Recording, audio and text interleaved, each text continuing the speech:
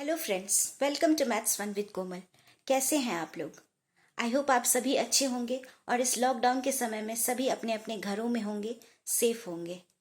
Friends, हमें अपना ये समय अभी यूं ही नहीं गंवाना चाहिए, बल्कि इस समय को हमें ऑनलाइन स्टडी में ज़्यादा से ज़्यादा हमें अभी ऑनलाइन स्टडीज़ पे फोकस करना चाहिए।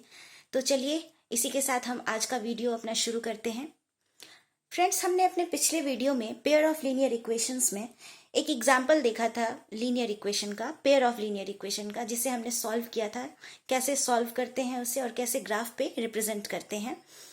तो पेयर ऑफ लीनियर इक्वेशन को सॉल्व करने समय हमें बहुत सारे कंडीशंस को भी ध्यान में रखना पड़ता है। बहुत सारी कंडीशंस हैं, उसके बारे में हम आज डिस्कस करेंगे। तो चलिए शुरू करते हैं अपना आज का वीडियो। फ्रेंड्स, एक प्लेन में जब कोई भी दो लाइन हो तो तीन पॉसिबिलिटीज ही हो सकती हैं। पहला क्या हो सकता है?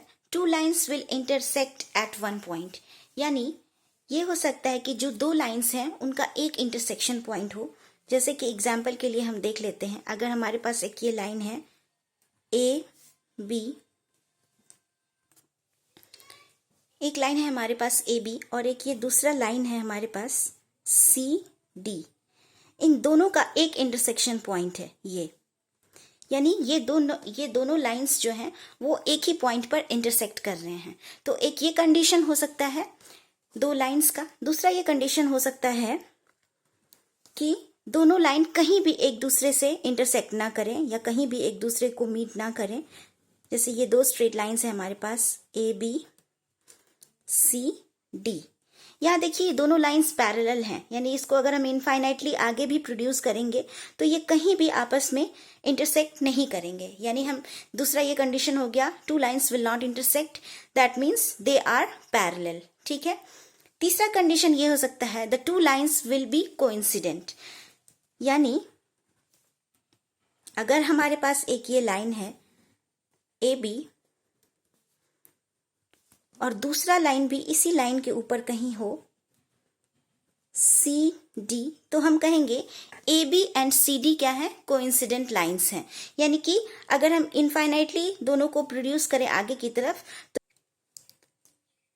ये जो लाइन है A B and C D, तो ये सी डी जो है वो ए बी को ही ओवरलैप कर रहा है, यानी इसे हम कहेंगे ए बी और सी डी लाइंस आपस में कोइंसिडेंट लाइंस हैं।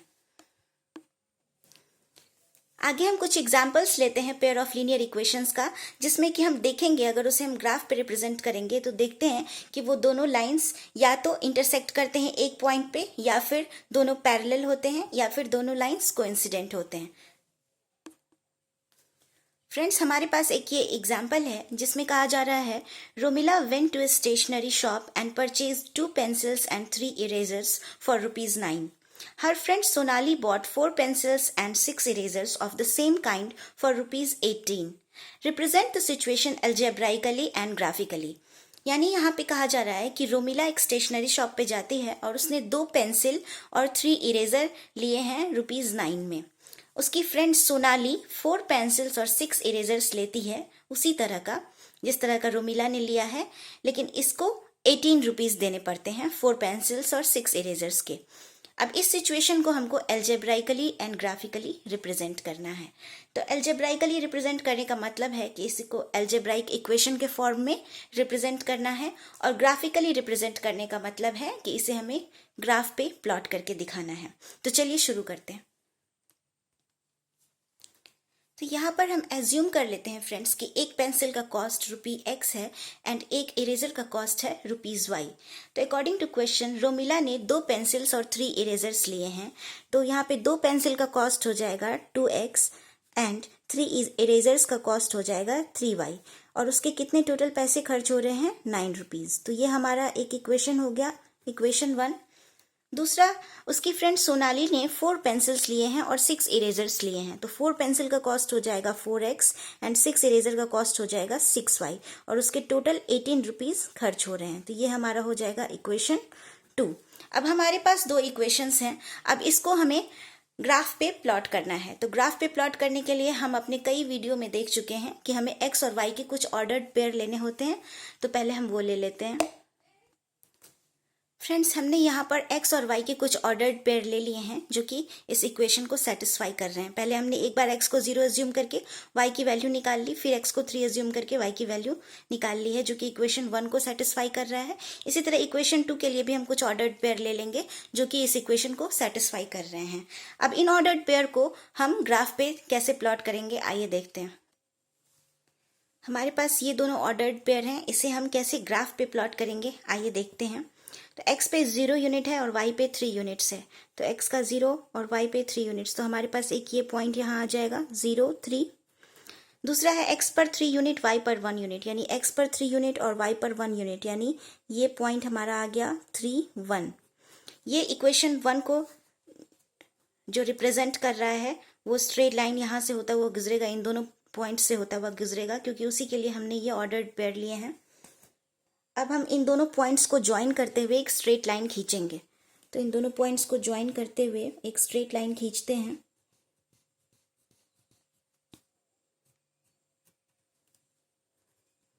ये हो गया हमारा ए बी। दूसरा स्ट्रेट लाइन हम खींचेंगे, हमारे पास ये ऑर्डर्ड पेयर है 0 3 3 1। अब देखिए हमारा जो ये दूसरा ऑर्डर्ड पेयर है वो बिल्कुल इक्वेशन 1 के लिए जो हमने ऑर्डर्ड पेयर लिया है उसी के ही तरह है। क्यों है ऐसा? क्योंकि अगर हम इक्वेशन 2 को, आप गौर से देखें, अगर हम इक्वेशन 2 को 2 से डिवाइड करें, अगर हम 4x plus 6y equals to 18, इस इक्वेशन को अगर हम डिवाइडेड बाई 2 करें तो हमें जो इक्वेशन मिलेगा यानी 2x plus 3y equal to 9, ये जो इक्वेशन हमें मिल रहा है वो बिल्कुल इक्वेशन 1 मिल रहा है। यानी कि इन दोनों पॉइंट्स को भी जब हम प्लॉट करेंगे, ये दोनों वही सेम पॉइंट्स हैं, इन दोनों पॉइंट्स को फिर अगर हम ज्वाइन कराते हैं तो ये एक जो और स्ट्रेट लाइन गुजरेगा वो भी बिल्कुल इसी को ओवरलैप करता हुआ गुजरेगा। ये मान लीजिए हमारा जो दूसरा लाइन है वो सी डी है। तो ये दोनों लाइंस आपस में क्या हो जाएंगे? कोइंसिडेंट लाइंस हो जाएंगे। A B and C D, ये दोनों लाइंस आपस में कोइंसिडेंट लाइंस हो जाएंगे। तो ऐसे इक्वेशन को जिसका ग्राफिकल रिप्रेजेंटेशन कोइंसिडेंट लाइंस होता है, ऐसे इक्वेशन को कहा जाता है डिपेंडेंट पेयर ऑफ इक्वेशंस। यानी इन दोनों इक्वेशन को कहा जाएगा, यहाँ पर ये जो दोनों स्ट्रेट लाइन है, ये पहले किसको डिनोट कर रहे हैं, ये 2x plus 3y equal to 9, और ये इक्वेशन डिनोट कर रहा है 4x plus 6y equals to 18। तो ये दोनों जो इक्वेशन हो जाएंगे उसे हम कहेंगे डिपेंडेंट पेयर ऑफ इक्वेशंस। ठीक है, इस दोनों इक्वेशन के इनफाइनाइटली मेनी सॉल्यूशंस होंगे, क्योंकि वो सारे पॉइंट जो कि इन दोनों लाइंस पे हैं, जो भी कोई स्ट्रेट लाइन बनता है वो इनफाइनाइट पॉइंट्स से मिलकर बनता है। तो वो सारे पॉइंट जो इन दोनों स्ट्रेट लाइंस को टच कर रहे हैं वो सारे पॉइंट्स इसके सोल्यूशन होंगे, इन दोनों स्ट्रेट लाइंस के सोल्यूशन होंगे। तो हम कहेंगे कि जो डिपेंडेंट पेयर ऑफ इक्वेशंस होते हैं उसके इनफाइनाइटली मेनी सोल्यूशंस होते हैं। जो डिपेंडेंट पेयर ऑफ इक्वेशन होते हैं उनके इनफाइनाइटली मेनी सोल्यूशंस होते हैं, क्योंकि आप ये खुद देख सकते हैं जो जो पॉइंट्स इन दोनों लाइंस पर होगा वो सारा पॉइंट इन दोनों इक्वेशन को सेटिस्फाई कर रहा है, इसलिए इसके इनफाइनाइटली मेनी सॉल्यूशंस होंगे। तो ये है हमारा डिपेंडेंट पेयर ऑफ इक्वेशन। ठीक है, एक दूसरा एग्जाम्पल है फ्रेंड्स हमारे पास, देखते हैं। 2 rails are represented by the equations x plus 2y minus 4 equals 0 and 2x plus 4y minus 12 equals 0। Represent this situation geometrically. अब हमारे पास दो इक्वेशंस दिए हुए हैं, इसे हमें ज्योमेट्रिकली रिप्रेजेंट करना है। तो उसी तरह हम दोनों इक्वेशंस के कुछ ऑर्डर्ड पेयर निकाल लेंगे x और y के, जो कि उस इक्वेशन को सेटिस्फाई करते हैं। हमारे पास दोनों इक्वेशंस के हमने ऑर्डर्ड पेयर निकाल लिए हैं। अब हम इसे प्लॉट करेंगे।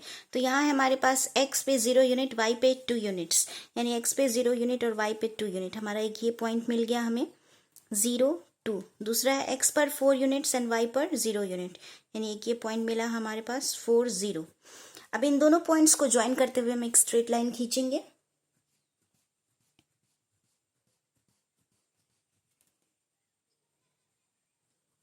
ये स्ट्रेट लाइन है हमारा ए बी।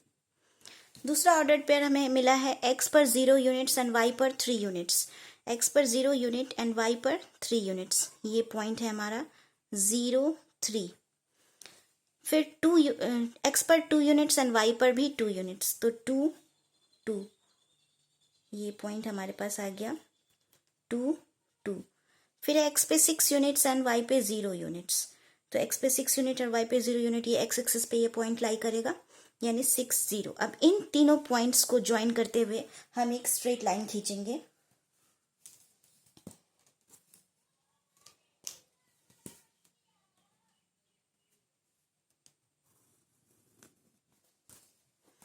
ये लाइन हो गया हमारा सी डी। तो हम देख रहे हैं कि ये जो दोनों स्ट्रेट लाइन्स हैं A B and C D, ये आपस में कहीं भी मीट नहीं कर रहे हैं। ये दोनों लाइन्स क्या है? पैरेलल लाइन्स हैं। तो ऐसे इक्वेशंस जिसका ग्राफिकल रिप्रेजेंटेशन दो पैरेलल लाइन्स को शो करता है, ऐसे इक्वेशंस को कहते हैं इनकंसिस्टेंट पेयर ऑफ इक्वेशन। ऐसे इक्वेशंस को क्या कहते हैं? Inconsistent pair of equations. ऐसे इक्वेशन का कोई भी सॉल्यूशन नहीं होता, क्योंकि ये दोनों स्ट्रेट लाइन कहीं भी आपस में मीट नहीं कर रहे हैं। ऐसा कोई भी कॉमन पॉइंट नहीं है जो इस दोनों इक्वेशन को सेटिस्फाई कर सके। तो इसका क्या होता है? कोई भी सॉल्यूशन नहीं होता है। इस as inconsistent pair of equations के कोई सॉल्यूशन नहीं होते हैं, नो सॉल्यूशन। ठीक है।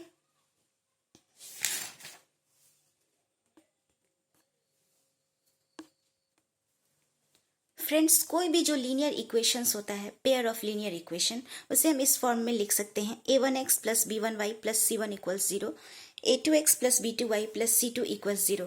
यहाँ पर a1 x का कोफिशिएंट होगा, b1 y का कोफिशिएंट होगा और c1 कोई कांस्टेंट टर्म होगा जो कि 0 भी हो सकता है और नॉन जीरो भी हो सकता है।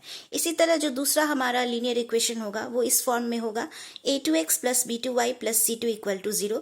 इसमें a2 जो होगा वो x का कोफिशिएंट होगा, b2 y का कोफिशिएंट होगा और c2 हमारा कोई कांस्टेंट टर्म हो सकता है जो हो भी सकता है नॉन जीरो और जीरो भी हो सकता है। तो जब इस तरह से हम कोई भी पेयर ऑफ लीनियर इक्वेशंस को रिप्रेजेंट करते हैं तो तीन कंडीशन आते हैं हमारे सामने। पहला क्या आता है कि जो x का जो कोफिशिएंट है a1 एंड a2, अगर उसको हम डिवाइड करें, यानी a1 बाई a2 अगर हमारे इक्वल होता है y के कोफिशिएंट के, सॉरी नॉट इक्वल टू होता है अगर y के कोफिशिएंट b1 बाई b2 के, तो जो ये इक्वेशंस जिस दो लाइंस को रिप्रेजेंट कर रहे हैं वो दोनों लाइंस आपस में क्या होते हैं? इंटरसेक्टिंग होते हैं, इंटरसेक्टिंग लाइंस होते हैं। यानी किसी भी एक पॉइंट पर वो दोनों लाइंस आपस में इंटरसेक्ट कर रहे होते हैं।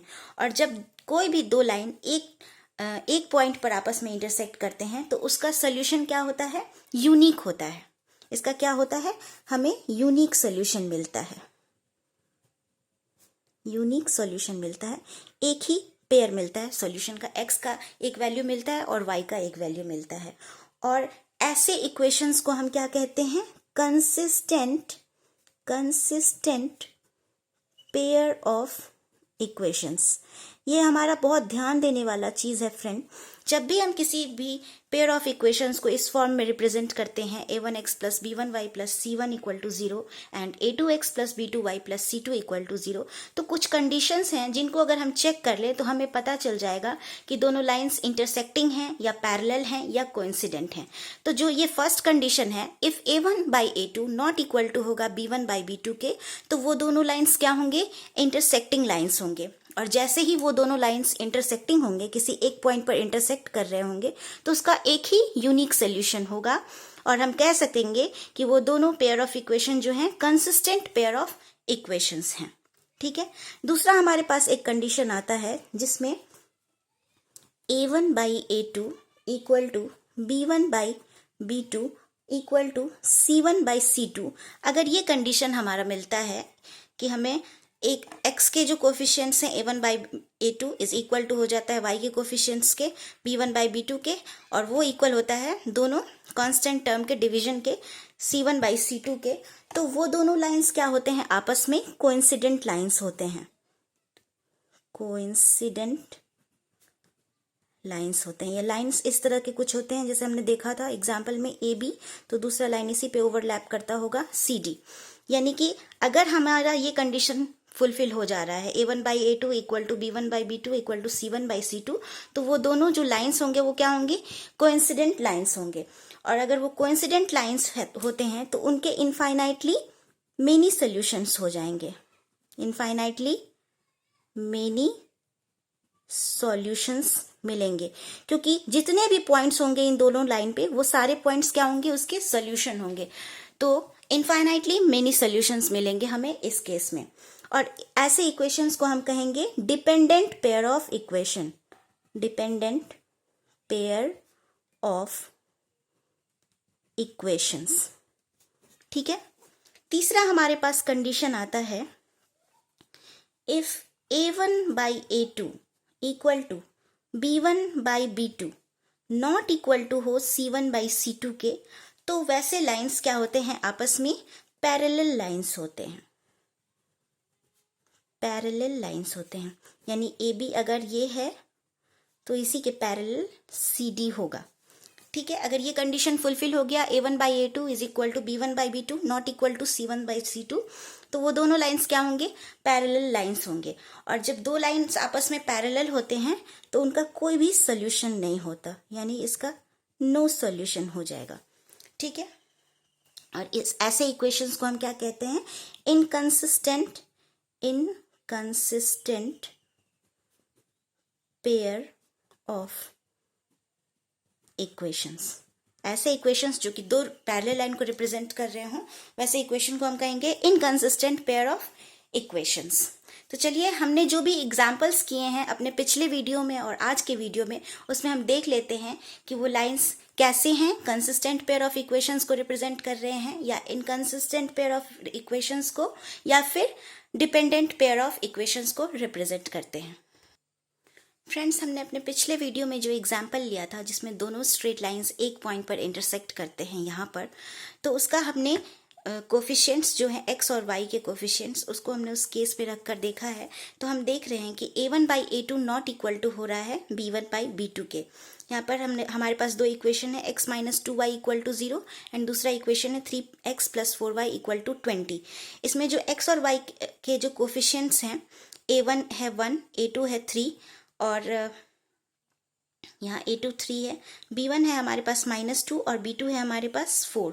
तो जब हमने चेक किया तो a1/a2 नॉट इक्वल टू हो रहा है b1/b2 के। तो हम ऐसे इक्वेशन को क्या कहेंगे, कंसिस्टेंट पेयर ऑफ इक्वेशंस। और ये दोनों लाइन क्या होते हैं, एक पॉइंट पर इंटरसेक्ट करते हैं। ठीक है फ्रेंड्स, दूसरा जो हमारा एग्जाम्पल है जिसमें हमारे दोनों लाइंस कोइंसिडेंट लाइंस आ रहे हैं, उसमें हम चेक कर लेते हैं। तो यहाँ पर हमारे पास a1 है 2, a2 है हमारे पास 4, b1 है 3, b2 है 6, c1 है हमारे पास -9, क्योंकि ये जब लेफ्ट हैंड साइड में जाएगा तो -9 हो जाएगा, और c2 है हमारे पास -18। तो जब हम चेक कर रहे हैं, a1/a2 हमारे पास आ रहा है 2/4, b1/b2 आ रहा है हमारे पास 3/6 एंड c1/c2 आ रहा है हमारे पास -9/-18। और ये सभी किसके इक्वल आ रहे हैं, 1/2 के। तो हम यहाँ कह सकते हैं कि a1/a2 is equal to b1/b2 is equal to c1/c2।